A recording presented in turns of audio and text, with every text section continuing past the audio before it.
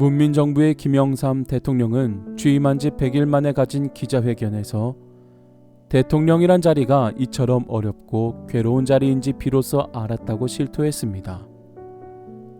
야당 총재 시절 그는 역대 대통령의 실정을 쉬지 않고 비판하며 공박했습니다.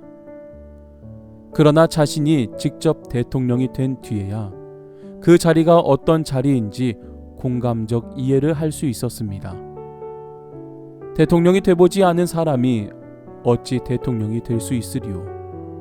재벌이 돼보지 못한 사람이 어찌 재벌의 괴로움을 알 수 있으리요? 전부 불가능한 일이었습니다.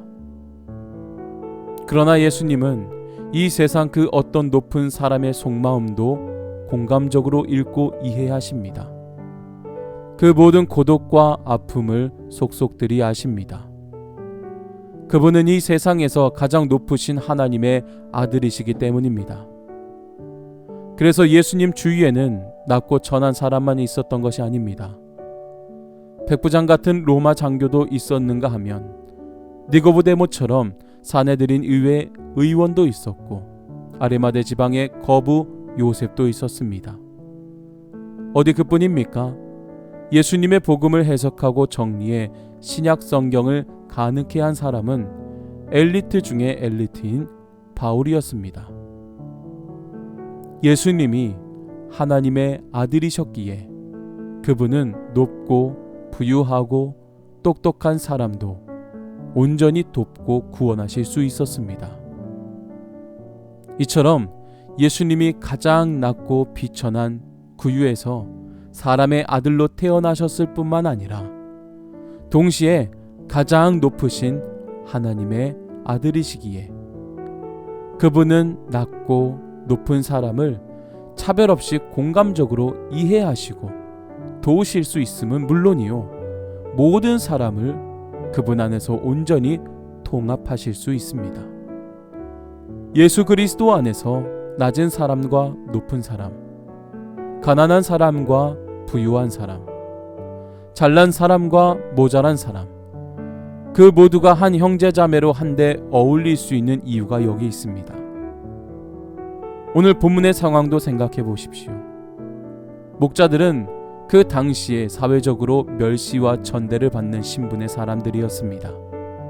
그들은 모두가 잠자고 있는 시간에도 양들을 돌봐야 했습니다. 큰 기쁨의 좋은 소식을 처음으로 듣게 된 것은 이처럼 보잘것없고 초라한 신분의 사람들이었습니다. 복음은 절대로 사람을 차별하지 않습니다.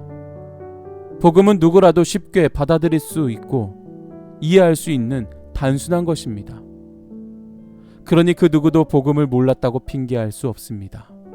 복음은 겸손하고 단순한 사람들에 의해서 전해집니다. 처음으로 복음을 들은 목자들은 최초의 복음 증거자들이 됩니다. 살아가는 여러분, 주님 안에 우리 모두는 한 가족입니다. 예수님은 나를 위해 오셨지만 나만을 위해 오시지 않았습니다. 온 인류를 위해 이 땅에 오셨습니다. 그리고 온 인류를 위해 오신 주님은 우리 모두를 너무나 잘 알고 계십니다. 내가 알고 있다고 착각하지 않기를 바랍니다. 모든 것을 아시고 모든 부분을 이해하시고 공감하시는 주님을 신뢰하시기를 바랍니다. 반드시 모든 것을 아시는 주님께서 해결해 주시고 회복시켜 주시며 위로해 주실 줄로 믿고 오직 주님만이 나의 삶의 주인으로 모시어 승리하는 자들이 되시기를 주님의 이름으로 간절히 축복합니다.